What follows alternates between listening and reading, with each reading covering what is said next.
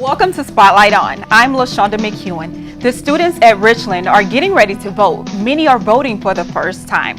Joining me today is Robert Elkin with Spread the Vote. Thanks for joining me. Thanks for having me. You're welcome. So tell us, what is Spread the Vote? So Spread the Vote is an organization that was started, actually it began in Georgia, and it was started because a lot of states have now adopted rules that require you to have some kind of ID when you vote. And so a lot of people don't have the kind of IDs that are required to vote, so Spread the Vote was started to help get them the IDs they need. Okay, explain to us, what are the requirements in Texas for voting? So in Texas, you can vote in two different ways. You have to have one of 7 photo IDs, which would be a driver's license, a Texas state ID, what's called an election identification certificate, which is a special ID you can get in Texas, a military or veterans ID, a passport, a concealed handgun permit, or naturalization papers. You can use one of those that'll have a photo on it to vote. You can't use any other kind of photo ID. If you don't have one of those kind of IDs, you can still vote if you fill out what's called a reasonable impediment declaration that explains why you were unable to get one of those photo IDs, and if you present something like your voter registration certificate. So there's 2 ways to vote in Texas, either with a photo ID or filling out the form with a non-photo ID. And Spread the Vote helps people get a photo ID. Okay. How often is this a problem that people don't have a photo ID?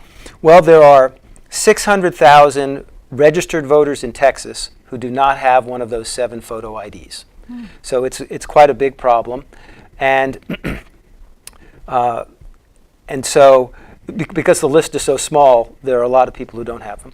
Okay, so who is your primary target who usually don't have the IDs? The people who don't have the IDs are disproportionately minority and poorer people.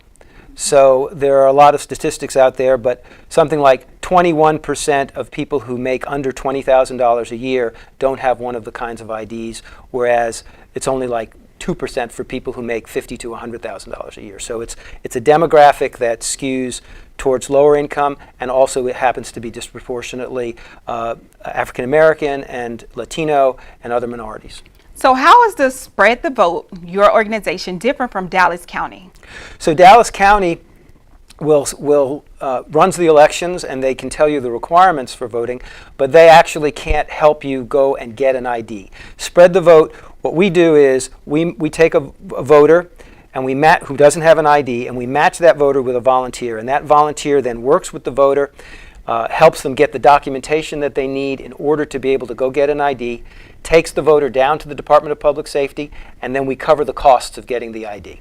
Okay, are there any fees for a person who need an ID? Do they have to pay Spread the Vote anything? No, there's no fees at all.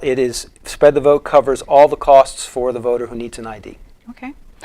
Okay, so are you doing this before the election deadline, or how often are you guys doing this? Each election, or? Well, we just got started in Texas in April. Spread the Vote is also in Georgia, Florida, Virginia, Tennessee.